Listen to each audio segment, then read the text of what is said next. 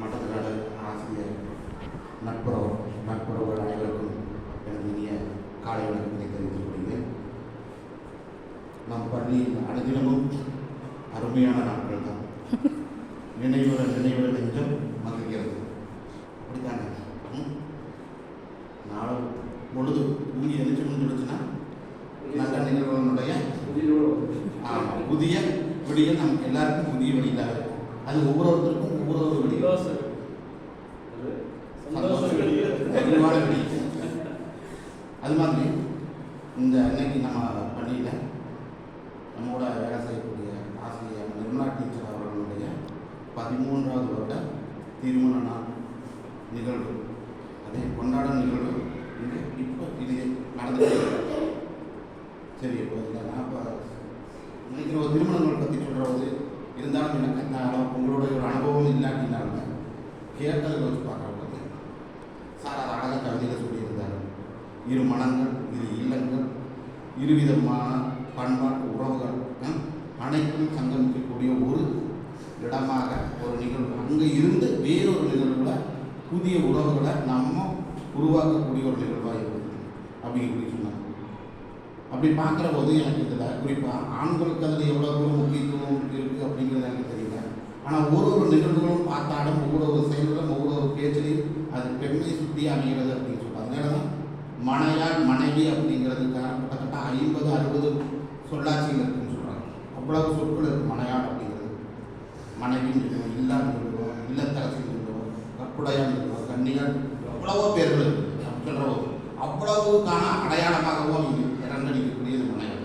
அதனால தான் ஆண்களுக்கான ஒரு தனி அதிகாரமாக ஆண் நடமாக வைக்க ஒரு வாழ்க்கை துணை நடனம்னு வச்சுருக்காரு. ஒரு மனையாள் எப்படி இருக்கணும் அப்படிங்கிறதுக்கு அவங்க எத்தனை வேலைகள் செஞ்சு சிரமப்பட்டு முன்னேறி வர்றாங்க அப்படிங்கிற ஒரு விஷயங்களை பற்றி இன்றைக்கி இந்த குரல் படித்தாலும் அவங்க தான் அப்படி இருக்குன்னு சொல்லுவோம். 10 குரல் தான் முக்கியமாக சொல்லியிருக்காங்க.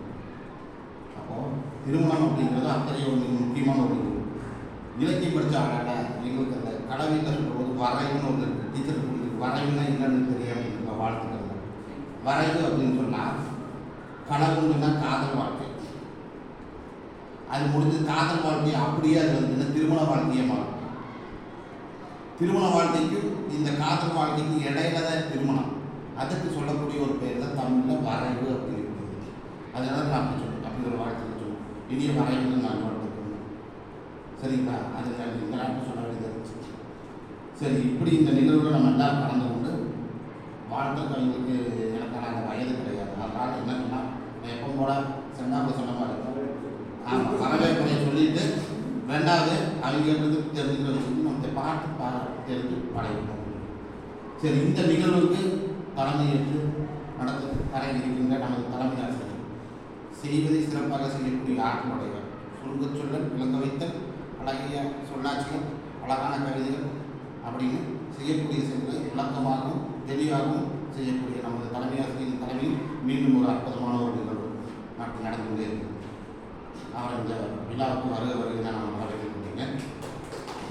அடுத்ததாக அத்தகைய அதே அளவுக்கு நிகராக தனது தகுதியிலே அவரை முன்மாதிரியாக வைத்துக் கொண்டு நடைபெற்றுக் கொண்டிருக்கிற நமது அருமைய ஆசிரியர் திரு கந்தசாமி சார் அவர்களையும் இந்த விழாவிற்கு வருகை நான் வரவேற்றுக் கொள்கிறேன்.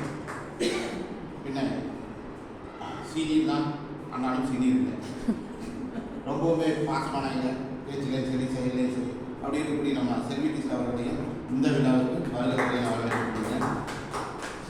இனி நான் இப்போ நீட்டிட்டு போனால் என்னோட பழக்கம் இதுவே கிடையாது. மொத்தமாக சேர்த்து வரவேற்புரை சொல்கிறாங்க அப்படிங்கிறது. இனி இந்த நிகழ்வுக்கு வந்திருக்கக்கூடிய மற்ற ஆசிரியர்கள் அனைவரையும் இந்த விழாவிற்கு வருகை நான் வரவேற்றுக்கொண்டு எனது சிற்றுரையை முடித்துக் கொள்கிறேன். வாய்ப்புக்கு நன்றி.